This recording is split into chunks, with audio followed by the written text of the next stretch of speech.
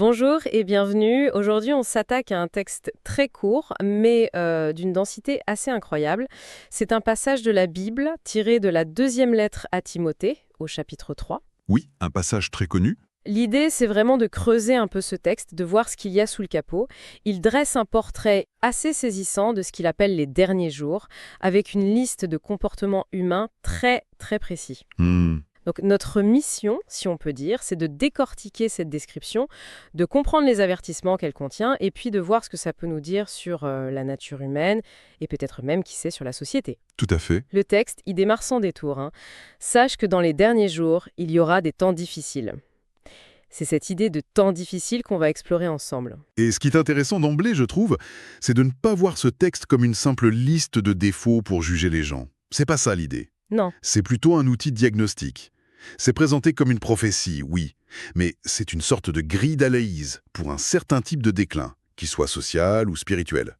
L'enjeu, c'est pas de pointer du doigt, mais de comprendre les mécanismes décrits. d'accord. Et d'ailleurs, le cœur du sujet, et peut-être le point le plus surprenant, ce sera cette tension permanente entre l'apparence des gens, leur façade, et ce qu'ils sont vraiment au fond. Ah oui, C'est le fil rouge qui donne toute sa puissance à l'avertissement. d'accord. Alors, entrons dans le vif du sujet. Le texte nous balance une liste de qualificatifs assez... Assez brutal, Pour y voir plus clair, on peut peut-être les regrouper. Ça commence très fort sur l'individu, j'ai l'impression. Un focus total sur le moi, moi, moi. c'est ça. Le texte dit que les gens seront égoïstes, amis de l'argent, vantards, orgueilleux. Tout semble partir de là, d'un ego surdimensionné. C'est exactement ça. En fait, le texte présente l'amour de soi et l'amour de l'argent comme les deux racines de tout le reste. L'orgueil, la vantardise, ce ne sont que les fruits, quoi. Les manifestations visibles de cette obsession de soi. Hmm. C'est une vision du monde où l'individu devient son propre centre de gravité, la mesure de toute chose. Toutes les décisions, toutes les relations sont filtrées à travers cette lentille. Qu'est-ce que j'y gagne? C'est vraiment le point de départ de la spirale alors. Oui, c'est le point de départ. Et j'imagine qu'un ego aussi central, ça a forcément des conséquences sur la manière d'interagir avec les autres. C'est là que le texte nous emmène ensuite. On devine que ça doit se propager comme un virus dans les relations sociales. C'est la suite logique. L'érosion commence à l'intérieur, puis elle contamine l'extérieur. Juste après, on trouve rebelles à leurs parents, ingrats, impies, insensibles, implacables. Ah oui, on voit bien la progression. On la voit très bien. Ça touche d'abord le cercle le plus intime, la famille, avec la rébellion, l'ingratitude, qui est une forme de rupture de dette morale en fait. C'est vrai. Et ensuite, ça s'élargit, insensible, implacable. C'est l'incapacité à maintenir des liens basés sur l'empathie ou sur le pardon. Le tissu social se déchire. Et le tableau s'assombrit encore. Après l'ego et la rupture des liens, on arrive à une sorte de troisième couche qui touche vraiment au système de valeurs. Oui, La liste continue avec calomniateur, traître, violent, cruel, ennemi du bien, emporté, aveuglé par l'orgueil, ami du plaisir plutôt que de Dieu. Là, on n'est plus seulement dans des traits de caractère désagréables. non, non. On est dans une opposition frontale à un ordre moral. La formule ennemi du bien, elle est terrible. Elle est terrible. C'est un renversement complet des valeurs. Et ce qui est fascinant, c'est que la plupart de ces comportements, ils sont pas illégaux. C'est vrai. On peut pas mettre quelqu'un en prison pour être ingrat ou pour être ami du plaisir. Le texte s'intéresse moins à des crimes spécifiques qu'à une sorte de pathologie du caractère, une disposition intérieure. D'accord. Il suggère que cette culture de l'ego et du plaisir immédiat est le vrai problème. Une maladie spirituelle qui finit par avoir des conséquences sociales dévastatrices. C'est une critique de la culture sous-jacente, pas seulement des actes. D'accord. Donc, on a ce portrait robot d'une personne égocentrique, incapable de maintenir des relations saines et avec des valeurs inversées. On se dit qu'un tel individu doit être facile à repérer, non? Qu'il doit porter ses défauts comme un nez au milieu de la figure? C'est ce qu'on pourrait croire. Mais c'est là que le texte nous prend complètement à contre-pied. Le verset 5 arrive comme un coup de théâtre. Ils auront l'apparence de la piété, mais renieront ce qui en fait la force. Ça change tout. Ça change absolument tout. Le vrai danger ne viendrait donc pas de monstres identifiables. C'est vraiment là que tout bascule. La menace n'est pas celle qu'on croit. Elle n'est pas frontale, elle est insidieuse. Le danger ne vient pas de l'ennemi déclaré, mais de l'imposteur. L'idée, ici, et que la piété, on pourrait traduire par une forme de droiture ou de spiritualité authentique, possède une force intrinsèque, une capacité réelle à transformer une personne. D'accord. Ces individus dont parle le texte, ils maîtrisent la forme, le langage, les rituels, les codes sociaux de la respectabilité. L'apparence. L'apparence, exactement. Mais le génie, ou sont incapables d'intégrer, le fond. C'est une spiritualité de performance, une coquille vide. Et la recommandation du texte face à ça, elle est radicale. Elle dit pas d'essayer de les raisonner, de débattre. Elle dit simplement « éloigne-toi de ces gens-là ». C'est plutôt direct. C'est direct, oui. Ça sonne presque un peu dur, non? Ce n'est pas tant un jugement méprisant qu'une mesure de protection, en fait. Le texte suggère que si la force est reniée, il n'y a plus rien à en tirer. D'accord. Tenter d'interagir avec cette façade, c'est comme essayer de se réchauffer à un feu peint sur un mur. C'est épuisant et c'est inutile. L'avertissement est donc « restez vigilant ». Apprenez à voir au-delà du spectacle pour pas vous vider de votre énergie. C'est une reconnaissance que certaines situations sont des impasses. C'est ça. D'accord. Donc le danger vient de cette facette de respectabilité.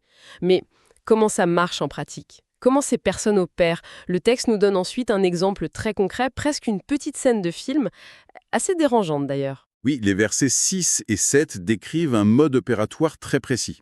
Il est question de gens qui s'introduisent dans les maisons et prennent dans leur filet des femmes crédules. L'image est puissante. Elle est très puissante. La maison ici peut être vue comme une métaphore de l'espace intime, de la sphère privée, là où on baisse la garde. Ah oui. L'attaque n'a pas lieu sur la place publique, dans un débat d'idées, mais par une infiltration subtile d'un lieu de confiance. Ça souligne la dimension manipulatrice, presque prédatrice. Et le portrait de la cible est tout aussi détaillé. Ce ne sont pas n'importe quelles femmes, mais des femmes crédules, chargées de péché, entraînées par toutes sortes de désirs, et ça se termine par cette formule qui m'a vraiment marquée. Laquelle? Elles sont toujours en train d'apprendre, mais ne peuvent jamais arriver à la connaissance de la vérité. Ça résonne étrangement aujourd'hui, cette idée. Cette formule est d'une acuité psychologique incroyable. Elle décrit une sorte d'agitation, intellectuelle ou spirituelle sans fin. C'est ça. C'est l'image de quelqu'un qui accumule des informations, des webinaires, des livres de développement personnel, des nouvelles théories, mais sans jamais construire un socle solide. C'est une consommation de connaissances qui ne nourrit jamais vraiment, qui ne mène à aucune conviction stable. Et ce vide. Et ce vide, cette quête perpétuelle, ça crée une vulnérabilité immense. C'est le terrain de jeu idéal pour ceux qui arrivent avec des réponses toutes faites, charismatiques, mais complètement illusoires. Ils offrent une illusion de profondeur à ceux qui sont perdus dans une quête superficielle. C'est très clair. Pour que l'idée soit bien ancrée, l'auteur va même chercher une comparaison historique, une analogie. Il convoque deux personnages. De même que Janès et Jambres se sont opposés à Moïse, de même, ces hommes s'opposent à la vérité. Oui. Bon, je dois avouer que Janès et Jambres, ce ne sont pas les noms les plus connus de l'histoire. Non, en effet, ils ne sont pas nommés dans le livre de l'Exode, mais la tradition juive les identifie comme les magiciens du Pharaon. D'accord. Lors de la confrontation avec Moïse en Égypte, ce sont eux qui tentent de répliquer ces miracles. Quand Aaron jette son bâton qui se transforme en serpent, ils font la même chose avec leur propre bâton. Ils imitent. Ils imitent. Ils peuvent reproduire la forme, l'apparence du miracle. Mais ils atteignent très vite leurs limites. Quand Moïse frappe l'Égypte de plaies plus complexes, ils sont dépassés. Ils doivent admettre qu'une puissance supérieure est à l'œuvre. Ah, d'accord. L'analogie est limpide maintenant.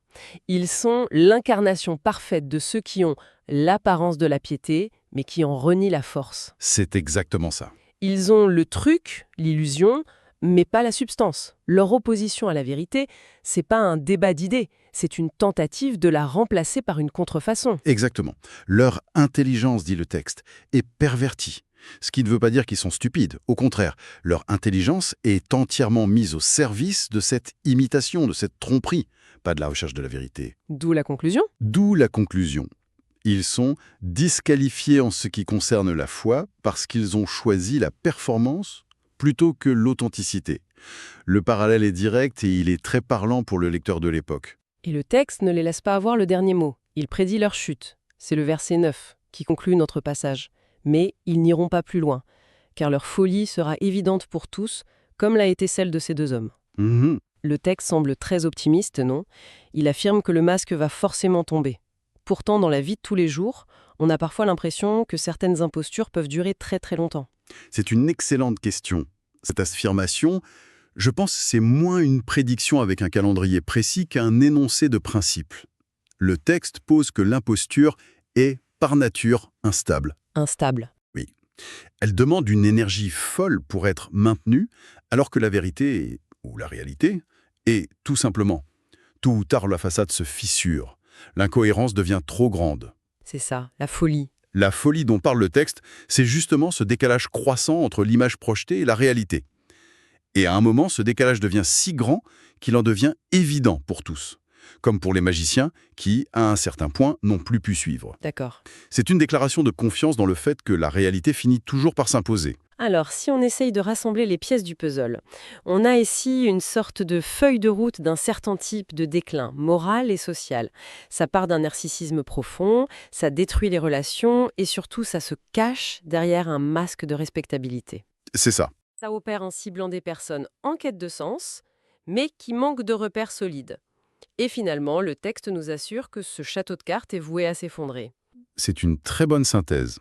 Et ce qui est frappant, c'est de voir à quel point ce portrait psychologique, écrit il y a près de 2000 ans, reste pertinent. Si on retire le cadre strictement religieux, les dynamiques décrites sont universelles. On les retrouve partout. Partout.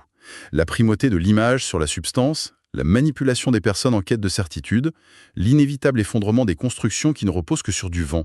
Ce sont des schémas qu'on peut observer en politique, dans le monde de l'entreprise, sur les réseaux sociaux. C'est une grille de lecture étonnamment moderne sur la fragilité des impostures. Ça nous laisse avec une dernière pensée pour la route. Le texte affirme que cette folie, cette imposture, deviendra évidente pour tous. Mais ça soulève une question sur notre propre rôle. Sommes-nous des simples spectateurs qui attendent que la vérité éclate d'elle-même ? Ou est-ce que le fait de comprendre ces mécanismes, de commencer à voir la folie derrière le masque, nous donne une certaine responsabilité ? La question reste ouverte. Que faire une fois qu'on a commencé à voir ?